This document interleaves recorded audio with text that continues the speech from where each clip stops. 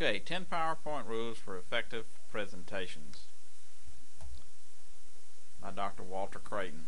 It's just another way of presenting the 10 rules to you. Rule number 1 being don't put too much on one slide. Being rule number 1 is the most important rule.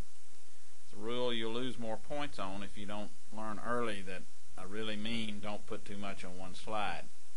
The danger in putting too much on one slide is that the audience will be looking at the slide and not listening to you. Be sure that you kind of follow the rule of 7. Generally you don't put more than 7 lines, or just about 7 anything on there. 1 or 2 pictures. Following the next couple of rules will keep you out of trouble and help you make very good presentations. Here's an example of a slide which I see all the time at conferences, professors doing things. There's no way for you to, first of all, to be able to read this, and of course you're trying to read it while the person's talking. You won't be listening to them. This is a no-no. The rule of thumb here is for a full screen sentences, about 2 lines. You hit that 3rd line and chances are you're going to start losing points. If you're using half a screen, then no more than about 3 lines in your paragraph. Rule number 2 points this out. Says generally use short incomplete statements. That means just a few words. This is not an English, verb, subject, verb agreement or anything. You use just enough. It's kind of a note card for you. You fill in the blanks in PowerPoint oral presentations with your voice. You don't put everything that you're going to say up on the slide. Otherwise, you don't need to be there. Nobody likes to get up and have people read things to them anyway. Rule number 3, when using lists, which is pretty well most of the time, you're going to bring the lines in one at a time. The next slide here is an example of what I'm talking about. I have a little title here, and then I bring in what I want to talk about, the ingredients for pancakes. 1 cup of milk. I abbreviated cup as C. There are whole lots of types of milk that you can talk about: buttermilk, plain milk, whole milk. So you could spend a few minutes just talking about milk. Here's flour. There's all kinds of flour: self-rising flour, all-purpose flour, buckwheat flour.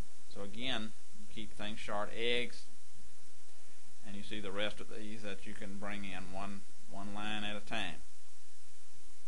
Clip art's good. People like pictures.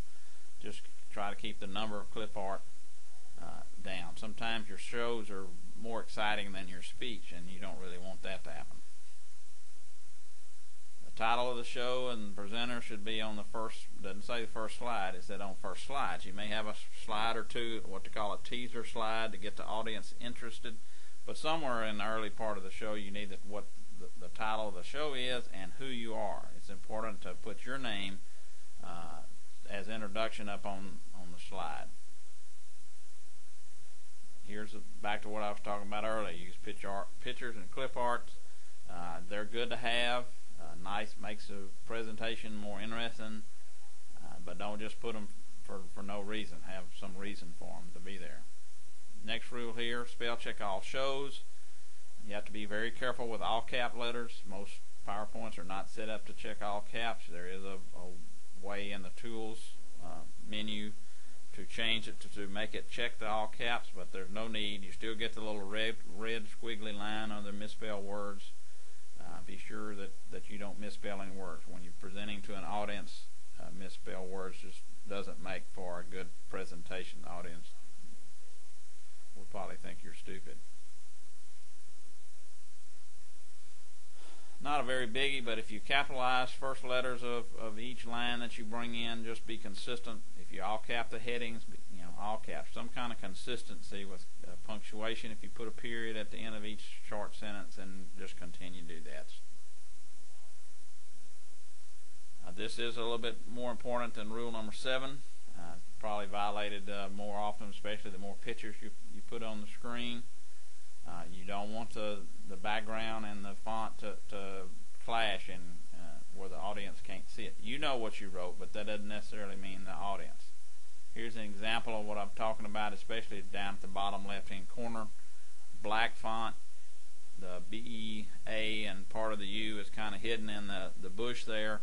You could easily move beautiful up up to the right to get it over the white beach, and everything be fine. So be careful about your background colors for the audience benefit. Don't use dot leaders or bullets when you only have one. It's kind of like having an A without a B in a table of contents. Just be careful. It's another one of those things, just little things to make your presentation better. And the last rule, of course, always have a concluding slide, the end. That's all. Some kind of point in which the audience knows that you're done, and they can clap or relax or do whatever they need to do. In this class, after the first assignment or so, you will be expected to have some kind of concluding slide. Only on kiosks later, where they run continuously, will you not have an ending slide. So even though the book won't pick it up for a few units, starting with really from the first, if you think about it, always have the end slide whether they show you or not. Most small group presentations, you may ask for questions.